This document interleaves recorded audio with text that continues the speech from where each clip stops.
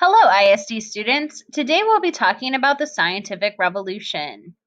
We're going to be looking to answer the question, how might the invention of the printing press and Renaissance beliefs lead to scientific discoveries? On a separate piece of paper, please write down these key terms. Leave a space after each term so you can take notes as we go throughout the presentation. Feel free to pause this video whenever you need in case you need more time to write items down. The scientific revolution is a shift in thinking about the study of the natural world involving observation and questioning accepted beliefs and traditional religious teaching.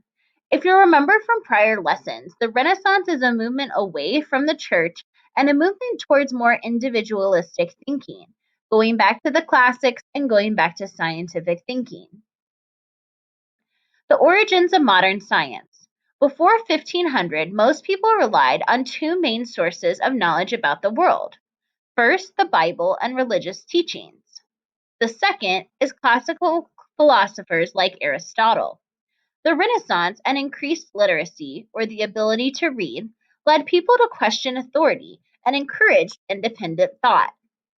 Think of it this way. When you were younger, you kind of just did whatever adults told you without asking many questions.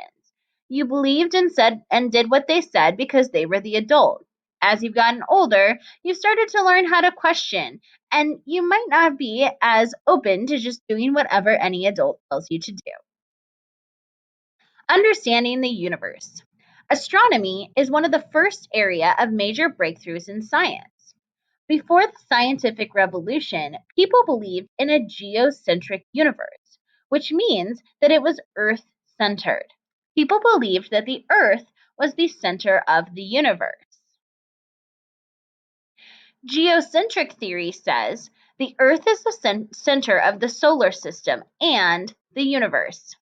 Suns, planets, and stars all revolved around the Earth in circular orbits. Heavenly bodies, such as moons, planets, and stars, are made of pure, perfect substances. The moon is the first sphere, Mercury in the second, Venus in the third, Sun in the fourth, etc. The 10th sphere is the prime mover, and beyond that is God and heaven. Why might the church support and promote this view of the universe?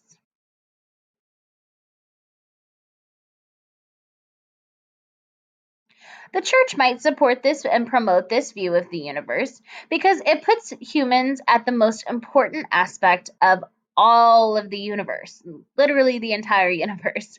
The belief that, we're the only people on the planet, or the universe, we're the only people that exist, and it does support a lot of the church's teachings. This image is known as Anima Mundi, the soul of the world. The idea that man and the creation of man is the most important thing to have ever happened. How did we learn what is right?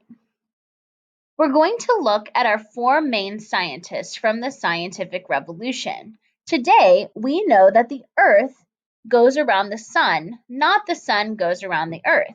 But this wasn't always a concept that people understood. And in fact, this concept was highly controversial at the time. Nicholas Copernicus first challenged Ptolemy's universe.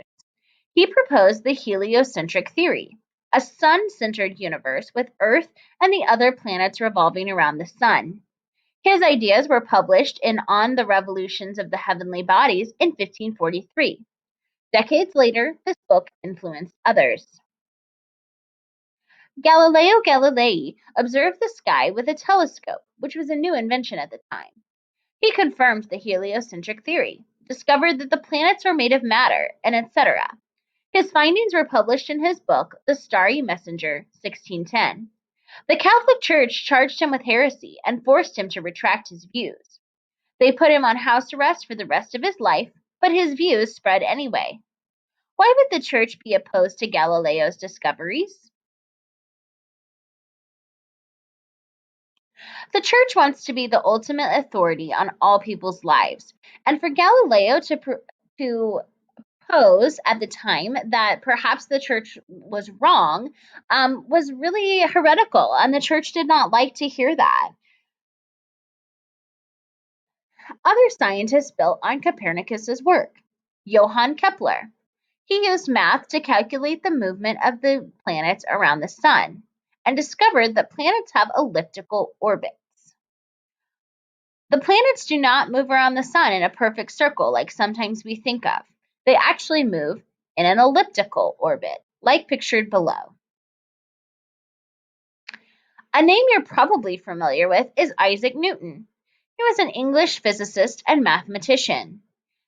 He coined the law of universal gravitation. Every object in the universe attracts every other object.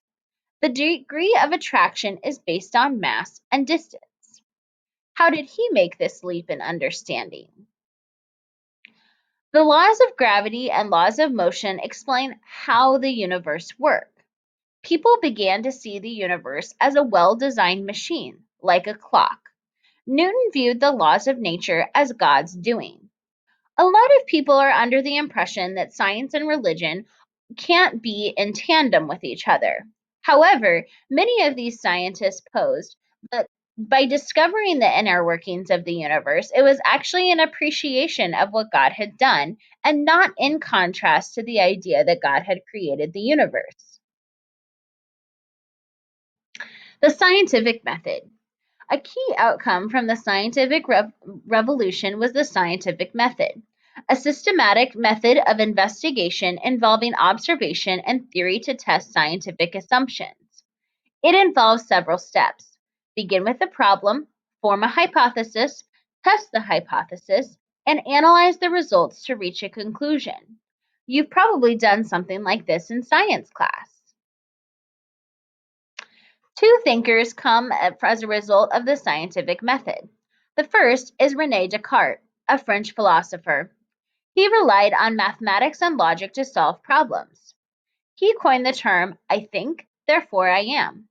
Doubt and uncertainty are everywhere, but because I can think, I can be certain that I exist. He believed that human reason could be used to solve complex problems. This is the theory of rationalism. A second thinker is Francis Bacon, an Englishman. He believed that science should not rely on ideas of ancient authorities like Aristotle. Science should be based on observation and experimentation. He proposed the scientific method. Science should also have practical benefits, like the development of technology. Today, for your activity, you're going to have an option to look at one of several scientists. You are welcome to choose the one that most interests you. You will be developing a Google slide to tell more information to people about your scientist. Thanks for watching.